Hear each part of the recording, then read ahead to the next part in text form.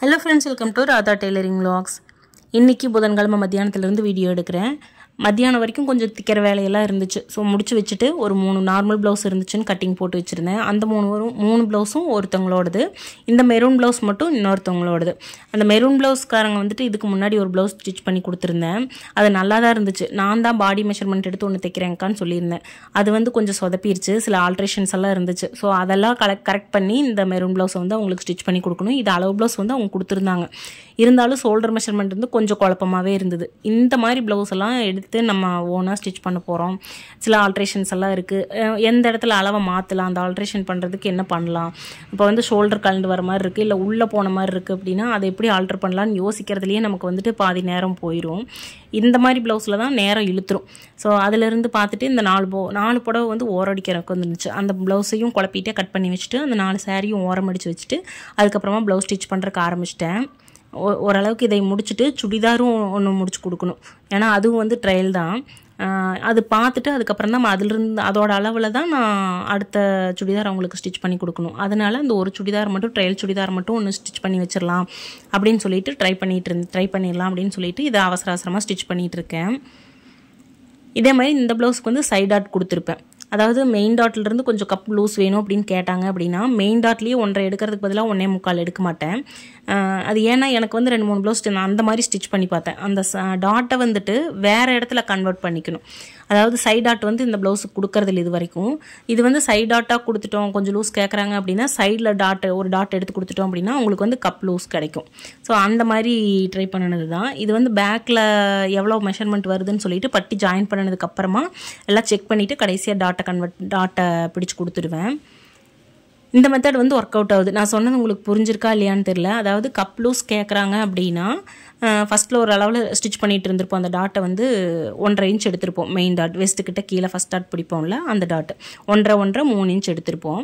அது வந்து cup loose கேட்குறவங்களுக்கு மட்டும்தான். கப் லூஸ் கேட்குறாங்க இல்லை நமக்கே தெரியும்ல இவங்களுக்கு வந்து அடுத்த சைஸ் போகுது, பாடி உடம்பு போட்டாங்க, வெயிட் போட்டாங்க அப்படின்னு சொல்லிட்டு அவங்களுக்கு வந்துட்டு பாடி மெஷர்மெண்ட்டில் ஒரு 1/4 இன்ச் லூஸ் வைக்க சொல்லியிருப்பாங்க. அதே மாதிரி கப் ஷேப்பில் வந்துட்டு கொஞ்சம் டைட் பிடிக்குது அப்படிங்கிறவங்களுக்கு இதில் 1.5 வைக்கிறதுக்கு பதிலாக 1.25 நம்ம டாட் எடுப்போம். ஸோ அப்படி இல்லாமல் அந்த 1/4 இன்ச் அது எக்ஸ்டெண்ட் பண்ணுறோம்ல அந்த எக்ஸ்டெண்ட் பண்ணுற அளவை சைடில் கன்வெர்ட் பண்ணிக்கணும். அதாவது சைட் டாட்டில் கன்வெர்ட் பண்ணிக்கணும்.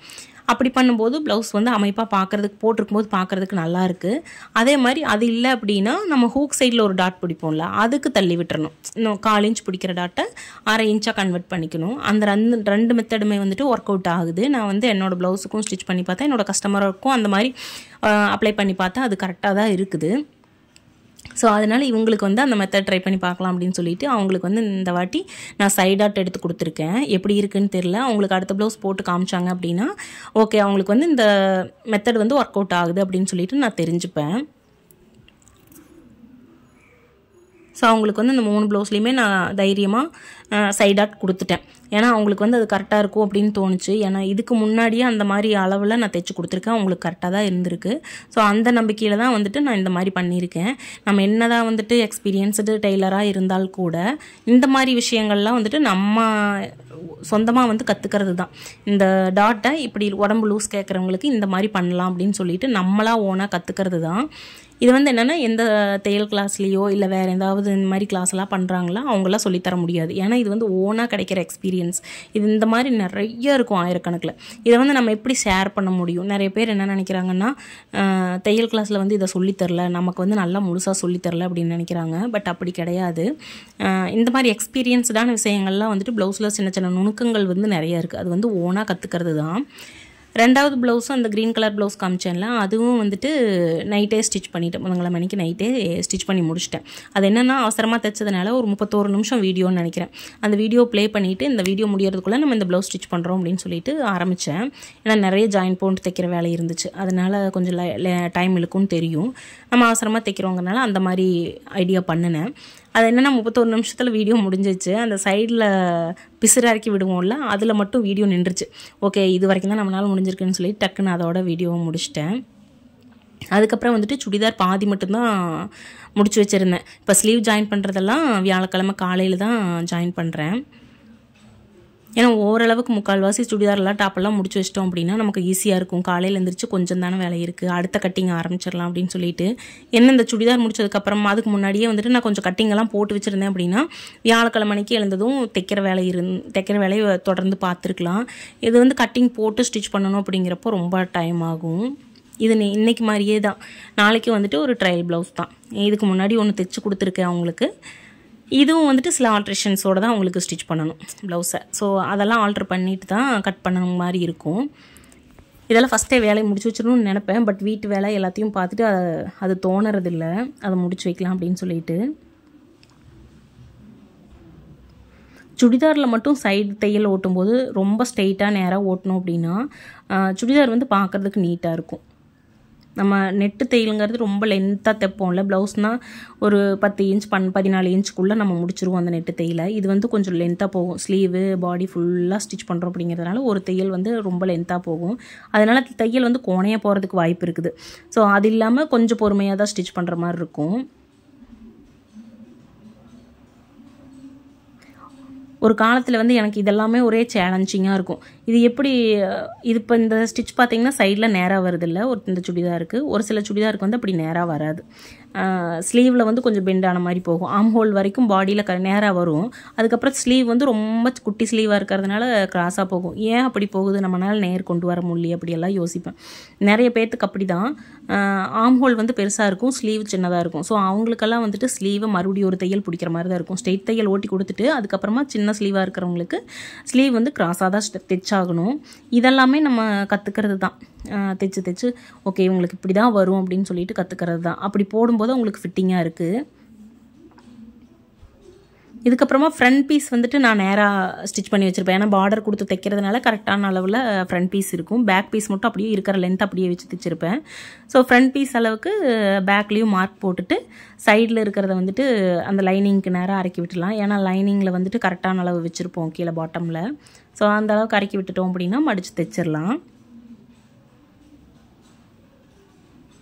ஓரளவுக்கு லைனிங்கெல்லாம் வச்சு அட்டாச் பண்ணி வச்சுருந்தோம் அப்படின்னா இந்த வேலையெல்லாம் ஈஸியாக தான் இருக்கும்.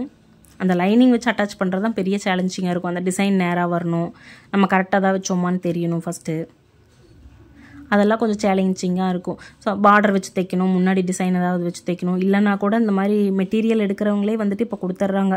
கூடவே வந்துட்டு நெக்கில் வச்சு டிசைன் அப்ளை பண்ணுற மாதிரி லேஸ் மாதிரி எல்லாம் கொடுத்துருக்காங்க. அதெல்லாம் வச்சு தைச்சி கொடுக்கணும். இப்போ அதெல்லாம் வச்சு தைக்கிறோம் அப்படிங்கிறதுனால எக்ஸ்ட்ரா சார்ஜ் எல்லாம் பண்ண முடியாது. ஸோ சுடிதாருக்கு எவ்வளோ வாங்குறோமோ அவ்வளோதான் வாங்க முடியும் அமௌண்ட்டு. ஸோ அந்த வேலையெல்லாம் முடிச்சு வச்சுருந்தோம் அப்படின்னா இது வந்து ஒரு 1/4 மணி நேரத்து வேலை தான். சைடில் அடிக்கிறது, ஸ்லீவ் ஜாயின் பண்ணுறது, இதெல்லாம் மொத்தமாக சேர்த்தியே ஒரு 1/4 மணி நேரம் தான் ஆகும்.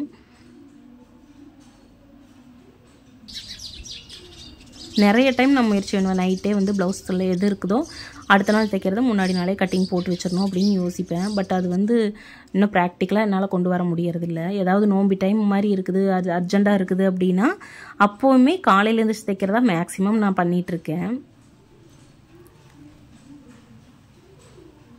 சைட்லையெல்லாம் இந்த மாதிரி மடித்து தைக்கிறது வந்துட்டு குறைஞ்சது ஒரு 4 இன்ச்சுக்கு அதிகமாக நம்ம மடித்து இப்படி கையில் பிடிச்சிக்கணும். இல்லைன்னா பின் பண்ணிக்கலாம். அப்படி பண்ணிட்டோம் அப்படின்னா அந்த சுருக்கெல்லாம் வராதுன்னு வைங்களேன். கொஞ்சம் கொஞ்சமாக மடிக்க ஒரு சாரீ ஓரம் மடிக்கிற மாதிரியெல்லாம் அடிச்சுட்டு இருந்தோம் அப்படின்னா கண்டிப்பாக சைடில் வந்து சுருக்கு வரும். இப்போ இந்த இடத்துல திருப்புறேன் அப்படின்னா ஒரு 5 இன்ச்சு 4 இன்ச்சுக்கு அந்த பக்கமாக ஒரு மடிப்பு எடுத்து பிடிச்சிப்பேன். அதுக்கப்புறமா தளவில் எடுத்துக்கலாம். அந்த எண்டில் எடுத்துக்கிட்டோம்னா கரெக்டாக இருக்கும். அந்த சுருக்கெல்லாம் பெருசாக வெளியில் தெரியாது, சுருக்கு வராது. ஆக்சுவலாக ரொம்ப கிராஸாக கட் பண்ணுவோம்ல, ஹிப் சைஸ் வந்து 9.5 வைப்போம். கீழே பாட்டம் வந்து 1/4 பாட்டம் பார்த்தீங்கன்னா 11.5 12 அந்த மாதிரி ரொம்ப கிராஸாக போகிற இடத்துல ஃபஸ்ட்டே ஒரு தையல் போட்டுட்டு மடிக்கிற மாதிரி இருக்கும். வேறு மெத்தடில் தைக்கணும். ஸோ அவ்வளோதான்.